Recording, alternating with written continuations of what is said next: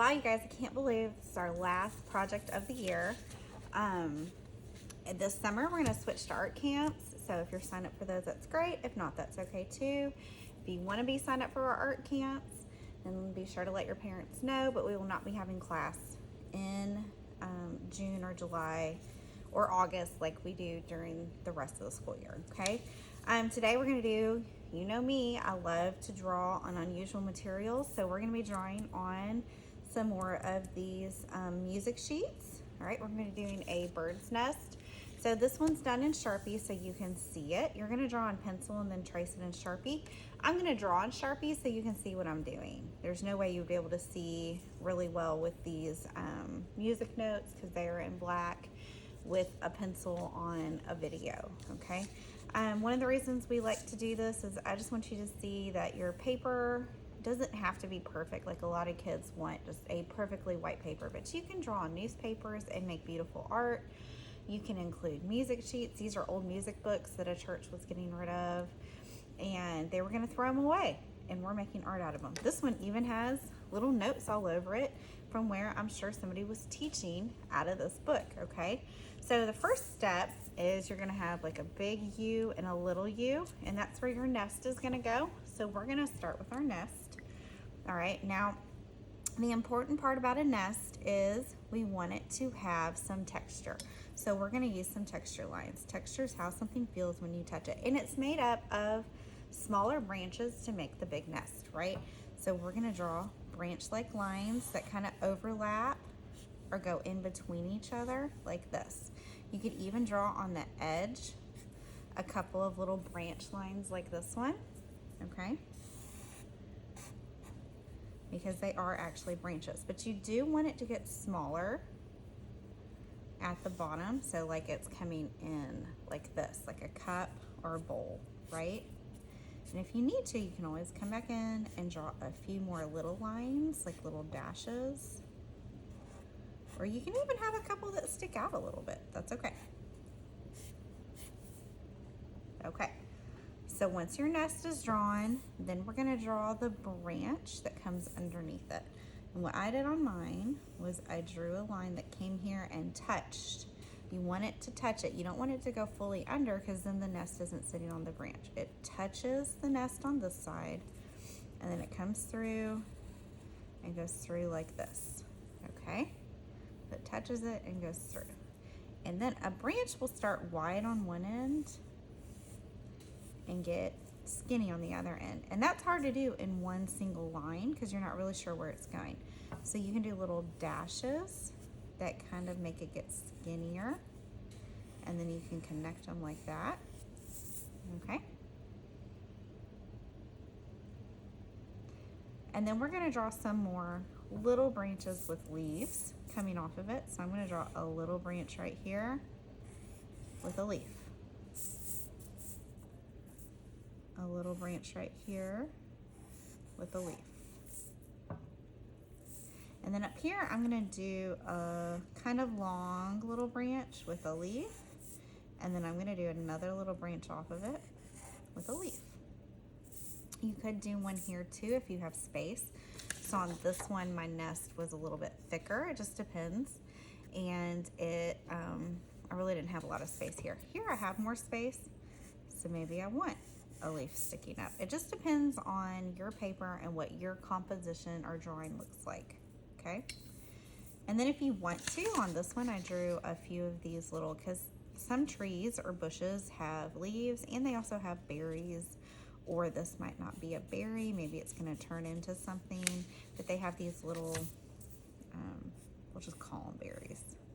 So if you wanted to do that, you draw a line out and you put a berry at the end, and then you add a couple of little branches and put some berries on that, okay? You do not have to do that. I'm gonna do one there, and then maybe even in the nest, you have a couple of little berries, okay? And then I might do like one right here. And again, it just depends on your nest and where you have space for these. Because on this one, I had space here and here. This one, I'm gonna do one here, and maybe a little one right there, okay? Now it's time for the birds. So the birds are gonna be like these potato shapes. So think of them as potatoes to start with. And you draw a big potato here. And then I like to make this potato a little bit bigger, okay? And then maybe even like a tiny potato here. So you have 3 different sized potatoes, all right?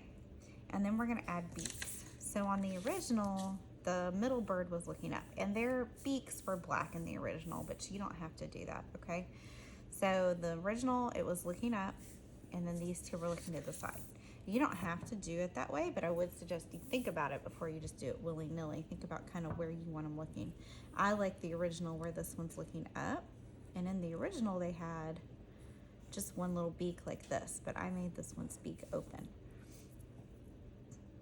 And then this one, and then this one. I like how they're looking different directions, so that's what I did. Okay, and then they each need eyes. So I did closed eyes on mine, but you don't have to do that. A closed eye like this is like a happy eye. A closed eye like this is like a sleepy eye. You can give them eyelashes, you can do whatever you want, okay?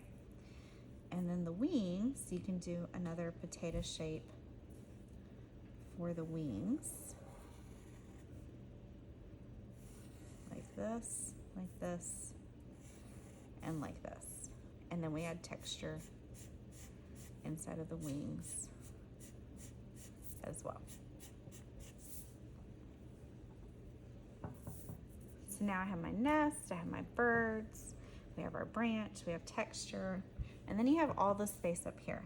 And that's okay, it's okay to have some extra space at the top. It looks good, there's nothing wrong with that. But in the original, the original artist had stars coming up, which I thought was really cute, and I did the same thing in this sample. But what if you wanted to echo what we're doing our art on, and you wanted to do some music notes? Could you do that? Yes, so on this one, I'm gonna draw some music notes.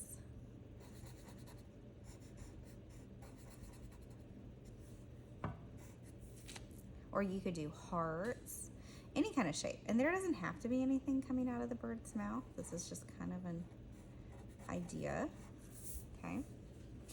So I have some music notes, but it's up to you. Now we're not gonna do speech bubbles, no speech bubbles. Just leave it as the note, okay? And then you could, if you wanted to, like I suggested, like do some hearts or something around it if you wanted to. You don't have to be done with adding details. Okay, so there's mine. So here's mine that was simple and it was really similar to the original, and here's mine that's not. What you guys are gonna do now is trace it in Sharpie, and then you're gonna paint them. I do recommend you leave the background as the music note. I'm not doing anything in the background. I'm just painting what I drew.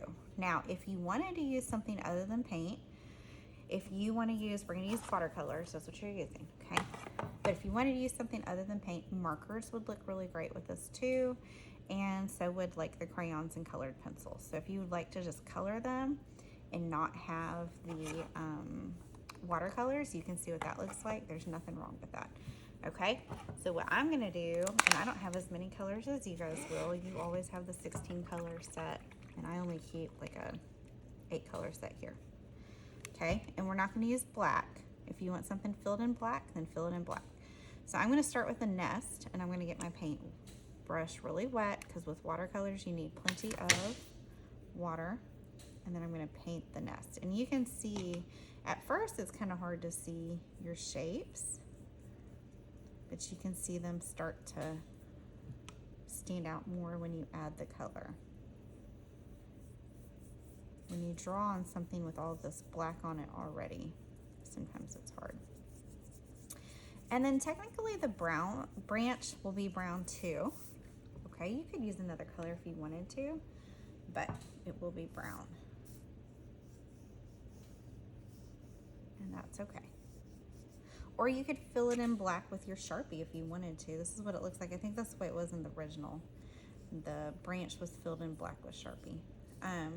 If you want to change the color of the branch a little bit, you could mix another color in. Like maybe I want a yellowish brown, so I painted it brown.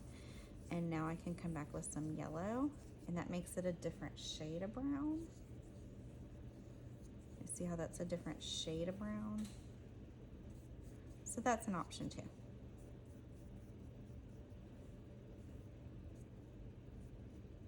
Okay, and then the rest of it, you're just gonna paint how you want to. I just wanted you to see that, how that would look, how you could change the different browns.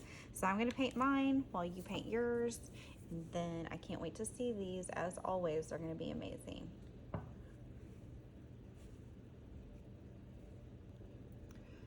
Okay, guys, there you go. So mine is done. Yours does not have to look like this, but if I do recommend you don't paint your background, just a reminder, okay?